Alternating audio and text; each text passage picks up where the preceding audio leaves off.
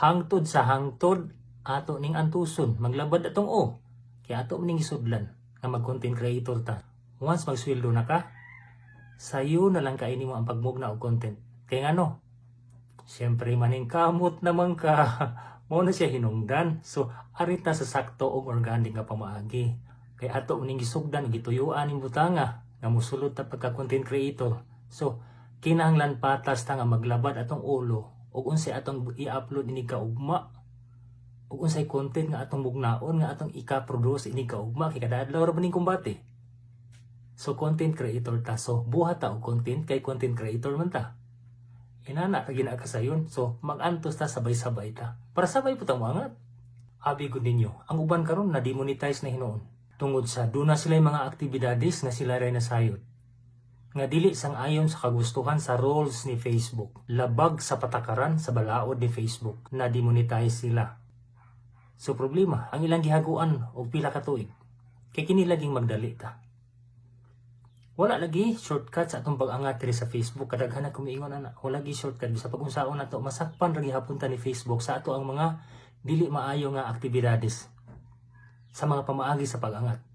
Usa ra gyud pamaagi, maghago og magbudlay, buhata og content, diha ra gyud ang standard organic nga pamaagi.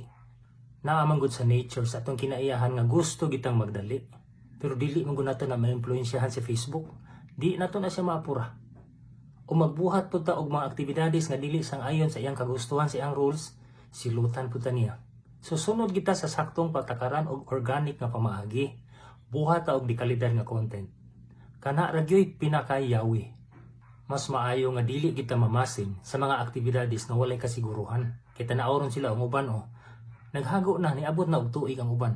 Unya karon na demonetize tungod lagi kay nagdali. Nangitag laing remedyo nga mas madali ang iyang pag-angat. So ang resulta, na demonetize sila. So nidako na hinong problema. Imbis pa angat na, padung na sa tugatog sa kalampusan, na problema na hinuon kay na demonetize naman.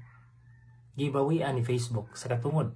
Karon ang pangutana, o kanus ang mabalik or ibalik ni Facebook ang pribilehiyo nga mamonetize sila og balik.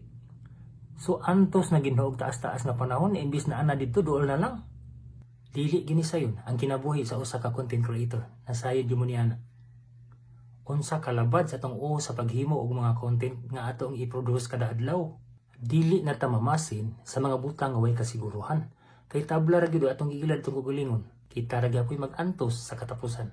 O bitang gitawag tag content creator, kaya ang ato ang trabaho magbuhat og dikalidad nga content nga atong i-produce kada adlaw. Wala na lagi laing remedyo. Buhat ra lagi tag content bisag unsaon pa nato diha. Og buhat og mga aktibidades nga dili maayo, dili sang ayon si Facebook. Masakpan ra lagi ta. Muna magbuhat ta og dikalidad nga content, mag-antos ta, patas ta, aron sabay-sabay tang muangat. Kay mga sakpan mo ni Facebook diha na demonetize na hinuon karon. Unya ang pila na katuig o buwan nga imo nang gigam na imong account nya karon na ingon ana na demonetize na, kagibawian kas katungod ni Facebook. Kay content creator man ta, so buhat ta og content nga atong i-upload kada adlaw.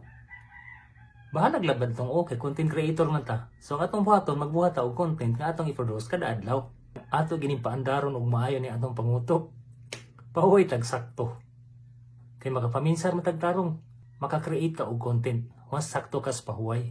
Kana ra sikreto, content creator biata. So atong barugan, organic nga pamaagi nga atong gibuhat. Walay niabot sa tugatog sa kalampusan nga wala moagi sa tanang pagsuway o pag-antos, tanang struggle ato nang pasaanon. Usa ta didto maabot sa tugatog sa kalampusan. Walay shortcut nga pamaagi lagi. Tuo lagi nako na.